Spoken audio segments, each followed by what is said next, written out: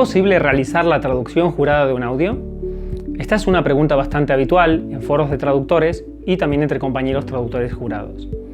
Mi nombre es Rodrigo, soy de Traducción Jurada Oficial y te voy a explicar si es posible o no realizar la traducción jurada de un audio. ¿Qué dice la Oficina de Interpretación de Lenguas del Ministerio de Asuntos Exteriores? Como era de esperar, no dice nada. O sea, no hay ninguna pauta establecida ni procedimiento que podamos seguir en este caso. Por tanto, todo lo que voy a relatar en este vídeo está basado en nuestra experiencia como traductores jurados y es la experiencia de juristas que conocemos. Lo normal es utilizar la traducción jurada de un audio como prueba en juicios o, por ejemplo, para presentar una denuncia. Imaginemos que en una empresa pillan a un gran directivo pues vendiendo secretos industriales o cometiendo algún tipo de delito y lo quieren presentar como prueba en un juicio. Por otra parte, imaginemos que una persona recibe en un audio de WhatsApp amenazas en otro idioma. En esos casos nos pueden pedir una traducción jurada de ese audio.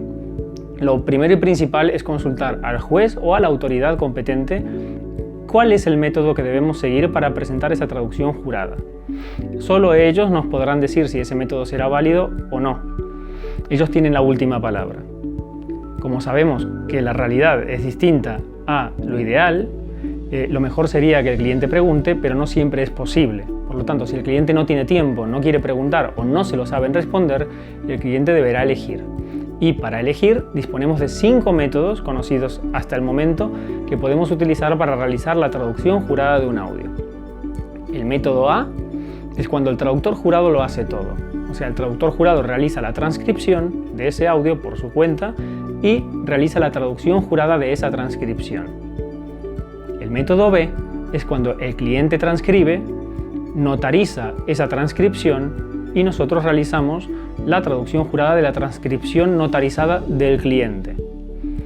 El método C es cuando el cliente notariza el audio, nos entrega ese audio notarizado que podemos descargar de internet o nos lo entrega, por ejemplo, en un CD, de modo que no lo pueda editar. Y nosotros, como traductores, lo transcribimos y luego hacemos normalmente la traducción jurada. El método D es cuando el cliente transcribe, nos entrega la transcripción y nosotros traducimos y hacemos la traducción jurada como siempre, no necesita nada especial.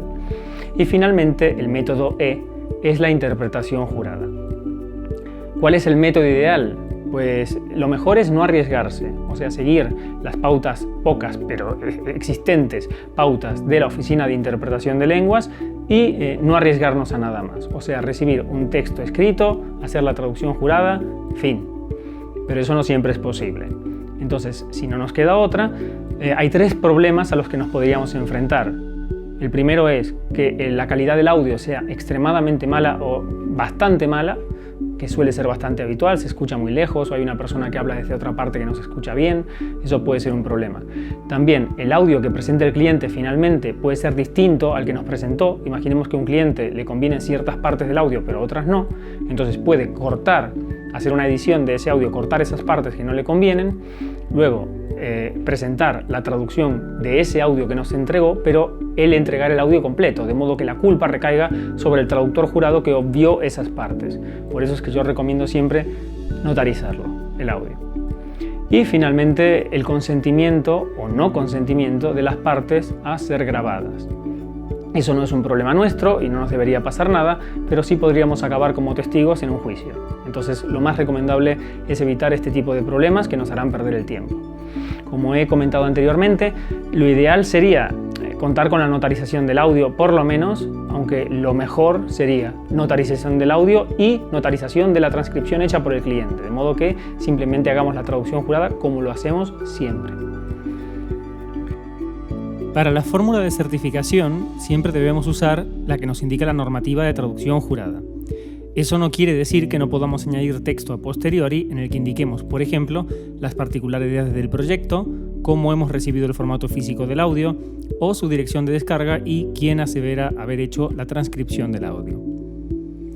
Por lo tanto, no se debe modificar la certificación, que debe permanecer exactamente como se indica en la normativa, pero sí se puede añadir una nota o se puede añadir después de la certificación o incluso antes, al principio del documento, una nota en la que se indique cómo lo hemos recibido. Por ejemplo, podemos explicar que el cliente dice que nos entrega la transcripción de un audio notarizado. En cualquier caso, si recibimos la transcripción de un audio notarizado o el cliente nos entrega su propia transcripción, no sería necesario indicar nada, ya que tendríamos un documento escrito como punto de partida para la traducción jurada, y no sería necesario siquiera nombrar que existe un audio en todo este asunto. Caso contrario, podemos ver una certificación como la que lleva apareciendo en pantalla unos segundos, en las que se indica una nota a posteriori que dice: la presente traducción jurada parte de un original entregado por el cliente en formato de audio MP3 el día bla bla bla bla bla bla, mediante correo electrónico, unidad USB, CD, del cual se efectuó una transcripción que se adjunta a esta traducción como original. Y además, personalmente yo añado que no se certifica el origen del original en audio, ni su validez, contenido o fidelidad. El traductor jurado solamente asume la responsabilidad de la traducción jurada que se adjunta y nada más.